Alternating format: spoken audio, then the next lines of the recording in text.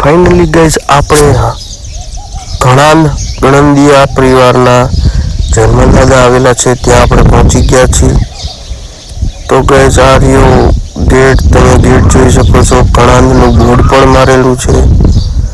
તો ગેટ અંદર જઈ આપણે હનુમાન દાદાના દર્શન કરીશું। આપણી કો સામે જ પડેલી છે, જોઈ શકો છો। जो हनुमान दादा ની ધજા કેવી લહેરાય છે। जय हनुमान दादा।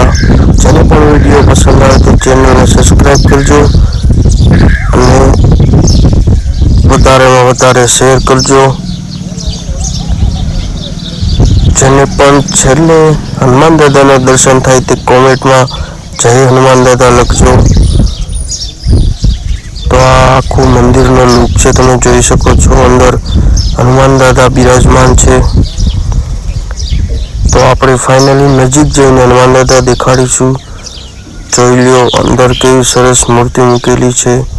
જય હનુમાન દાદા।